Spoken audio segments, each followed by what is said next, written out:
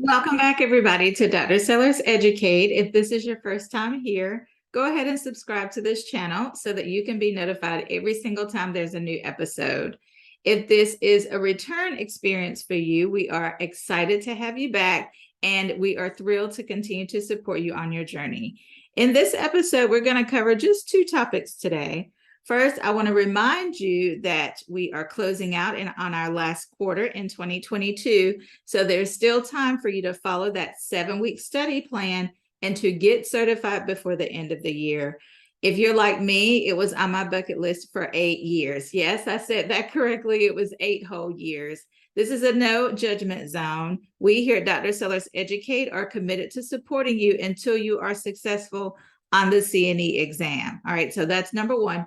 Number two, we're going to dive into the content today, focusing on Competency 5 for CNE. We will be launching a new series starting next week, so make sure you subscribe so you can be notified as soon as it's released. It's going to be a 3-part series. Many of our nurse educators are taking the CNE, and several are taking the CNE-CL. So we just want to put out some fresh content to share with you all as you are on your journey to hone in on some of those specific competency areas that you want to make sure you close your loops on as it relates to the role of the nurse educator in the clinical setting. All right, so that is very important information for all of us. All right, so if you have your resources with you, you want to go ahead and turn over to Billings and Halstead. We're going to take a look at chapter 24. All right, so that will be the content that we'll be reviewing for this episode. And if you do not have it in front of you, that's okay. We are going to ask you to refer back to content, specifically on a couple of pages that we'll get into in just a second. And then for Dr. Caputi's review book, we are going to look at chapter 5, starting on page 191. I'm sorry, 101. So 101, chapter 5 in Dr. Caputi's book. We're looking at Competency 5, specifically focusing on the topics of faculty development and feedback. As we think about our responsibility as a nurse educator in the classroom, it is really centered around the facilitation of learning. Every single time we have an experience to interact with a student, the goal is that we will step back, reflect on that student-teacher learning experience, and then consider ways that we can improve for the next time that we have an interaction with our student.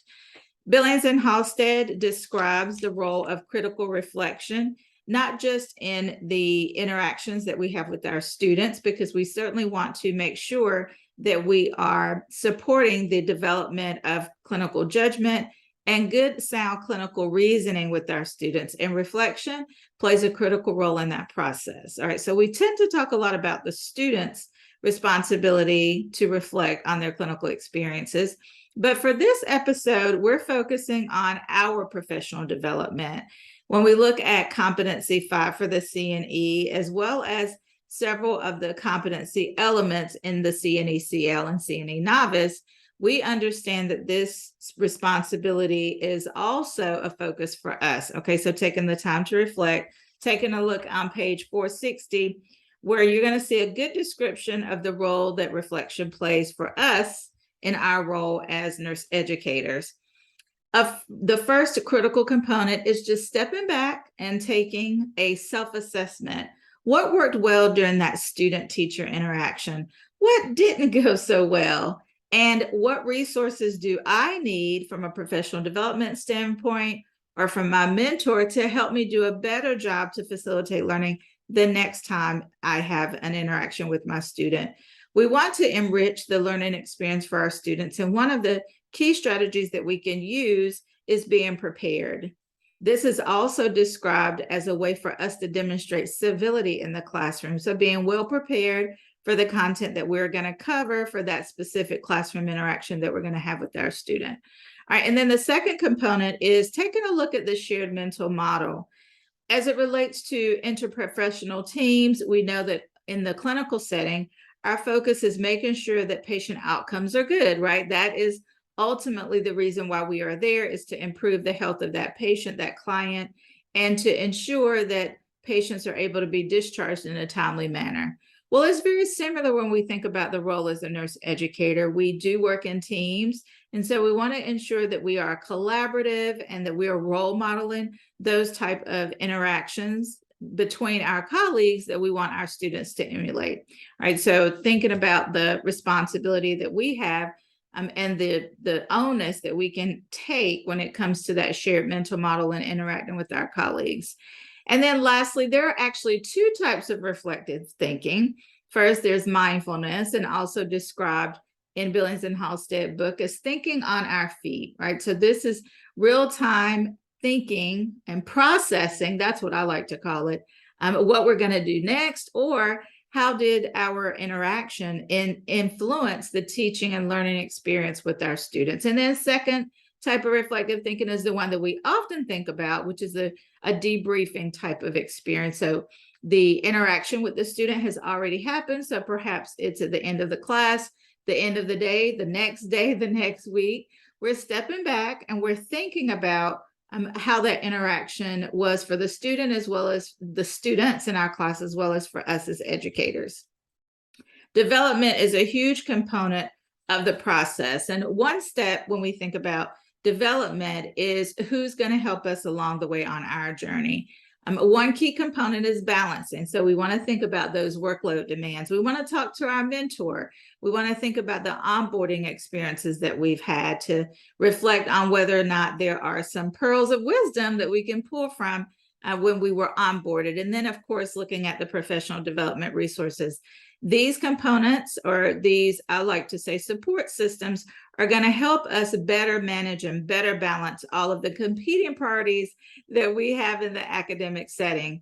So balancing is going to help us reduce anxiety. We know there are so many wonderful ways to serve in the academic setting. We have committee work, we have specific community commitments that we may have as well. We want to, as much as we can, align those commitments with what we're interested in. That's going to help it seem like it's less work and more enjoyable experience for us. And then also, of course, it helps increase our confidence when we're taking the certification exam to be able to balance all of the competing demands that are often on our plate. And then lastly, looking at the triangulation of methods. This simply is a term that is used to describe the different angles of feedback or the different paths that feedback is received. So some of them include student ratings. That is a form of feedback that we should consider.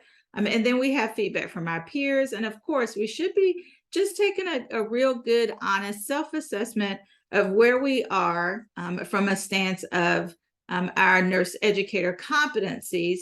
Yes, we know the C&E, the 8 competencies for C&E, and then we have for CNE-CL competencies there as well as novice. So that's one component, but you also want to consider taking that self-assessment of where you thought you would be at that point in your academic career. All right, so we want to wrap up with a question, a practice question here. So this one says, the nurse educator is completing her first year at the university and wants feedback about her performance. Good for her. The mentor becomes concerned when the educator makes which statement? So we have 4 statements here. I'm going to read them really quickly, and then we're going to look at the answer together, and we'll be done for this snapshot. The first response is, I'm reviewing my course evaluations to determine opportunities to improve my teaching. B, can you observe my course next week and provide me with feedback? And C, last week I was able to complete the course evaluations with my students during class time, and I'm so frustrated about what the older students had to say. And D, I am using my portfolio from my previous university to track my professional development. If you chose C, you are correct. So this would be a very alarming statement for a couple of reasons that I want us to talk through. So last week I was able to complete the course evaluations with my students during class time. We know that best practice and what the evidence says is, first of all, we want them to be anonymous because we want students to feel free and open to speak up about their learning experiences in the classroom. All right, so that's first and foremost. The second concern is that there's an implication here that the educator has used class time, which we know we have to calculate contact hours to equal how many credit hours we're assigning for that course.